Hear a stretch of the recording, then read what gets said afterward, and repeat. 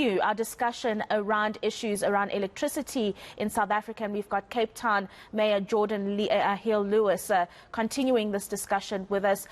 Mr. Mayor, we were talking about the issue of the fact that consumers can just no longer afford to pay for the current prices of electricity that they do.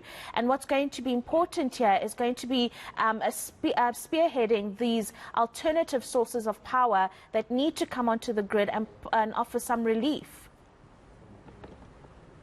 Yeah, exactly. It underscores how urgent it is that Eskom be broken up, and that cities and consumers, ultimately customers, be allowed to get their power from other sources, not just Eskom, but independent power producers, allowing major cities to buy their own power from other sources, and reducing our country's reliance on Eskom over time, because these price increases aren't going anywhere. We've asked for this one to be scrapped and abandoned. We hope that it will be, but you know, we're actually not holding our breath. If you look at the trend over the last few years, it's just these kind of increases every single year. So it really does. You're absolutely right. It underscores the urgency with which we have to reduce our country's reliance on Eskom.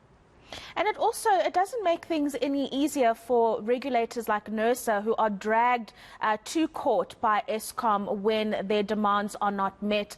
It's a difficult situation to navigate, Geordin, and I just wonder, is there any way out of it? You've spoken about the breaking up of Eskom, but is there any other way in the interim, given the fact that this has taken so many years and still we find ourselves with very little movement?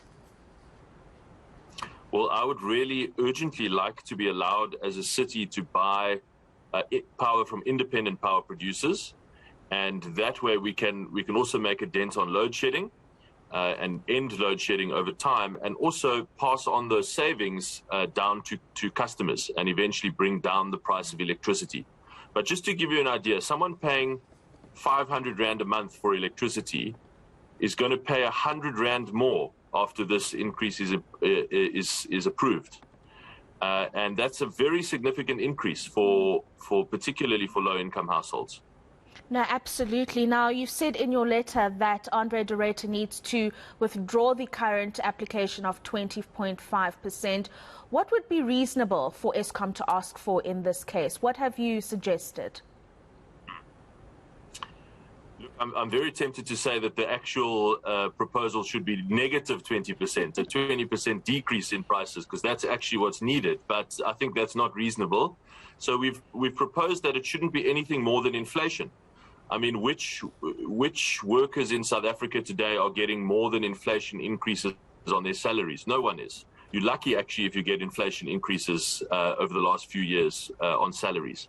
So all of these costs that determine our living costs as South Africans and Cape Townians are going up way more than inflation. And this is 4 times. This is quadruple inflation, totally outrageous, actually. So we've said 5%. 5% should be the cap. Right, and you've also suggested some strategies in which Eskom should implement to make sure that they're able to save on some of expenses. One of the ones you've mentioned is that bloated payroll that they're currently grappling with. Talk us through some of the important ones that need to be highlighted when it comes to capping expenses at Eskom. Yeah, I mean, the key thing is Eskom's payroll. It has never employed more people, and it has never delivered less electricity. And that is a fundamental mismatch that South Africa is paying for. Each and every one of us, everyone watching this right now, is paying for that terrible inefficiency. And so really that's the elephant in the room. Of course, the cost of those 2 enormous power stations, which are still not working properly, the cost of corruption and state capture in that institution, those are all terrible costs which we are all paying for. No, absolutely. And of course, they do say that they are trying to recover some of those issues when it comes to the collection of monies that haven't been paid.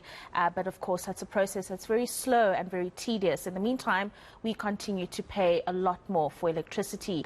That is Cape Town Mayor Geordin Hill-Lewis joining us there to speak about what he's asked André de Ruyter, and that is to withdraw that application of an increase of 20.5% of electricity.